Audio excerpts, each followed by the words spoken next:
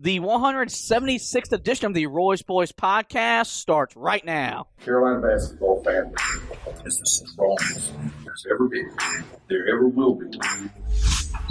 Hancock freehands, King rights the ball. Pushes into Hubert Davis. 8 seconds. Davis trying to get free. Over to Fox. Fox, baseline. Up for the shot. Dive off the glass. Oklahoma calls timeout. But the game is over.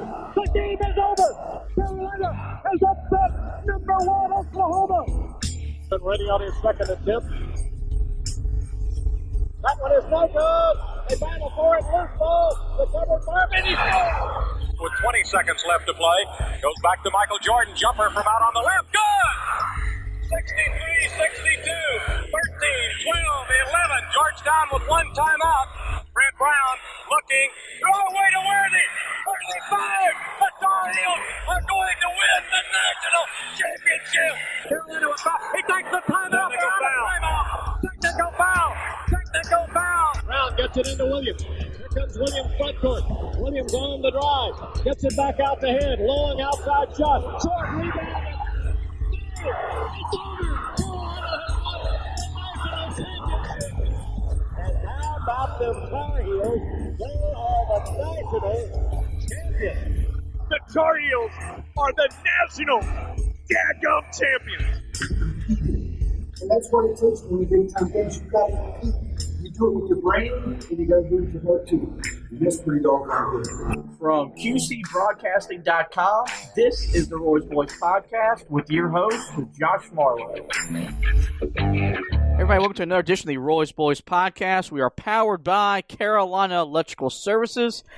Josh and Anthony back with you as we're going to get you ready for the first installment of college basketball's greatest rivalry, as Duke and Carolina will meet on the hardwood Saturday night, 6 o'clock in Cameron Indoor Stadium. And, man, you know from me and from many Tar Heel fans what this game means, how excited we get for this moment to play Duke, and how we kind of build all year to this weekend. And for many college basketball fans, and even for you and I as well this year, this is when college basketball season really gets underway, because you're in February. That means you're right around, March is right around the corner. So you got the ACC tournament and the NCAA tournament looming. And so you know that there's going to be some big-time games being played. And while this game lacks the usual, I guess, hype and gusto. Je ne sais quoi. Yeah, as both teams come in, unranked. Both teams really not even locked to make the NCAA tournament as of this point. So a really big game on Saturday night for Carolina. Yeah, it's big for both sides. By the way, let's get this correct. This is the best rivalry in sports right now. You look at the numbers over the last 100 years, even further past that. This rivalry delivers every single time that they play. That's the Jay Billis line. Carolina and Duke, even last year when Carolina wasn't good, both games were very competitive. The first game in Chapel Hill, Carolina had a chance to win. So cut the crap with this, Louisville, Kentucky is better. No. No other, and I'm not hearing the Yankees, Red Sox, Ravens, Steelers, whatever. No, this is the best rivalry in sports right now, and I think it's in a tier of its own. But yeah, as you mentioned, this year is going to be a little bit different. Both teams are unranked for the first time since, what did you say, 1961 was the year? It's the first time neither one of them is ranked since 1960. Right. 60, okay. Snapping a streak of 153 straight games where at least one of these two have been ranked. Yeah, it's really rare for both teams to be having a down year. We've seen moments where one team has been struggling, but it's rare to be in this type of season. I mean, you look at Carolina and Duke, then you add the struggles that Kentucky is seeing. Kansas doesn't, they're not the team that they usually are. This is just a down year for Blue Bloods throughout all of college basketball. But, yeah, as you mentioned, this game holds just a ton of meaning. This is one where if Carolina can come out and get the job done in this one, that'd be big for them. That loss to Clemson stings. That's one that can sort of turn your season back in the wrong direction if you're not careful.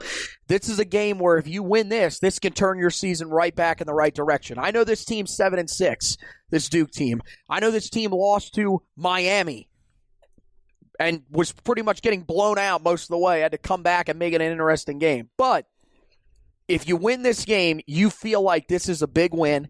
I said it on the Clemson recap edition of the podcast. If you win this game, I don't care that this team is not having a good year. This is one that goes on the resume, and people will look at this and value this win. So for Carolina, you've got to come in motivated and ready to go. But I think the biggest thing going into this game that we're going to be focused on is just how much different is this rivalry matchup. Not because of the fact that neither one of these two teams are ranked. There will be no environment at this game for the first time, probably ever. So, I mean, look, we don't know what it was like back in World War II when they were still Trinity College.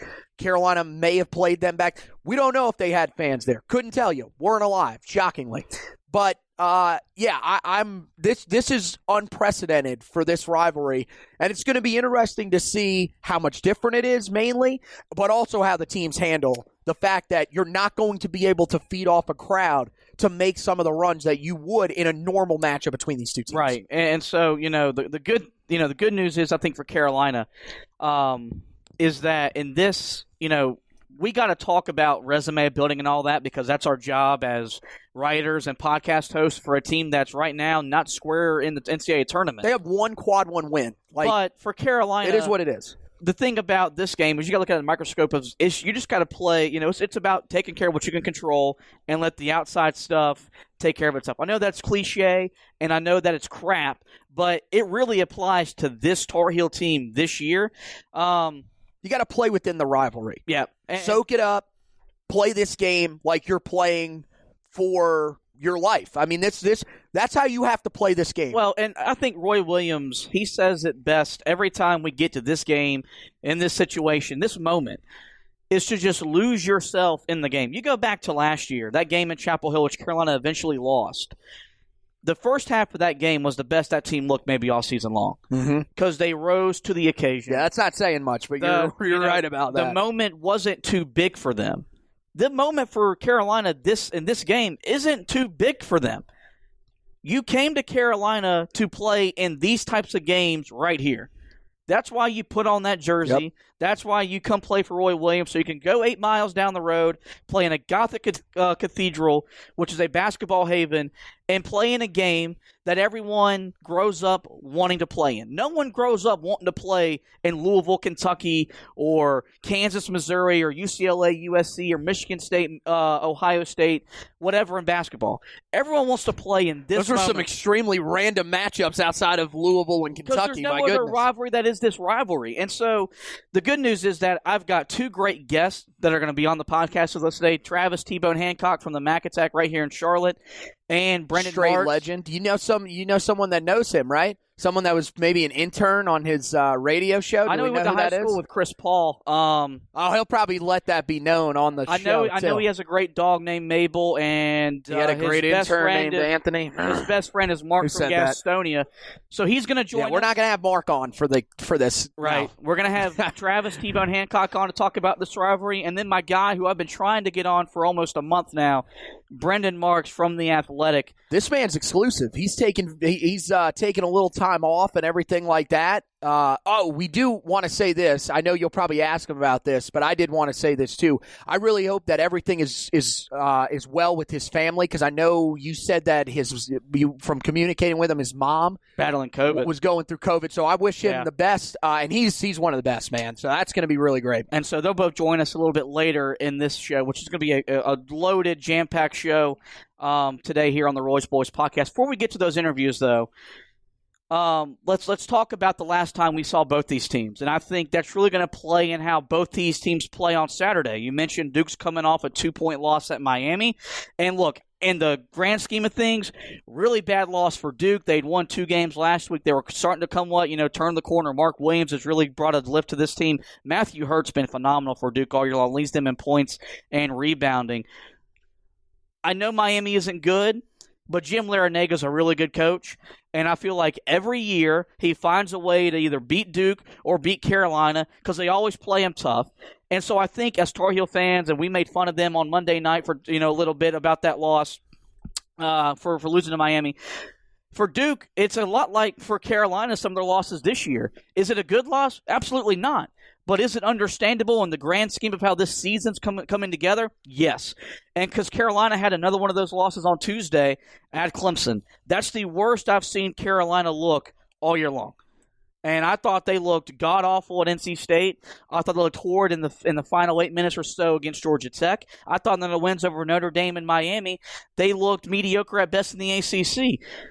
The loss at Tuesday was really disappointing for me, for a guy that reinvested belief that this team can really play in this conference at a high level and compete to win games. So I wonder how both these teams coming off frustrating losses are going to factor into this game. I always hate playing Duke when they come off a loss, but I always feel like on the other side, if Carolina loses the game before they play Duke, they always seem to play a little bit better in the rivalry against Duke. So what are your thoughts at leading into this game as both teams are coming off pretty disappointing losses earlier this week? I mean, they're kind of in a similar position to each other. I think that Carolina definitely has a stronger overall tournament resume than Duke does.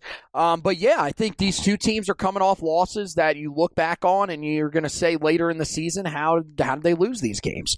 I think that you mentioned, about Miami, about Jim Larrañaga, always finding a way to pull an upset. Carolina's got to be ready because they have to play Miami in the next game after this. So, yeah, we're going to find out how good of a team Miami really is. I mean, the first time Carolina traveled down there earlier this season, they almost got beat. Yep. So, I mean, that's the thing. Yeah, that is the ACC in 2020-21. It's about as wide open as it's ever been. Anybody can beat anybody any night of the year.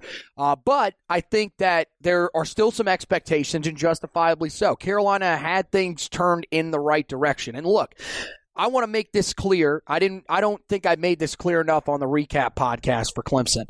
This is not the end for Carolina. This is not, okay, you lost to Clemson. Well, your season's over. You're turning back in the wrong direction. They probably won't win a game the rest of the year. If you went and read the comments on social media, you would think that this team literally just ended the season after this loss and quit. Yep. That's not what happened. Believe it or not, there are other games that Carolina still has on the schedule. There's a pretty good slate left that they can bounce back with, pick up some significant wins that can sort of balance out that loss. And I think that's the thing that Carolina has to do in this game. Who can come out between these two teams and shake off the last game quicker, I think is going to be important. But I think, the other thing is look, you just have to be able to handle the rivalry. I think that's where Carolina has a little bit of an advantage. Not much, but remember, Carolina's got guys like Garrison Brooks, Armando Bacot, a couple other senior guys, Andrew Platek, Leaky Black, guys that have played in this game before. They know what this game is like. Granted, it's not going to be the same. We know it's not going to be the same, but this is still a pressure-packed situation where if you're a freshman, it can get a little much for you because of just how much hype there is around it, how much attention is on you. It just feels, different because you've got, all eyes in the country, are going to be on you that night. You have other nationally televised games, but there's not one that's like this. So I think Carolina having a little bit of an advantage when it comes to seniority will help them in this game. But ultimately, these are two coaches that probably haven't slept in 2 or 3 months, that are unbelievably frustrated with where their teams are at because their expectations are so high, and it's going to lead to a really great matchup between the two teams. I think it's going to be interesting. It's going to be hell for us as people that root for one side or another. But if you're a person that watches this game neutrally, which we'll never know what that's actually like, you're in for a great game. And I think that's what people have to realize. Both teams are down, but it's still going to set up to be a really good game. Let's get into the nitty gritty. You're going to hear from Travis T-Bone Hancock first, and we'll roll straight into my conversation with Brendan Marks from The Athletic. I'm now joined by co-host of the Mac Attack on 610 The Fan right here in Charlotte, Travis T-Bone Hancock. T-Bone, how's it going today, man? Hey, man, thanks for having me, man. I appreciate it. It's good to talk to you, man, for sure. Before we start talking about the fun stuff, I got to ask you how your lovely dog Mabel June is doing on this fine Thursday afternoon.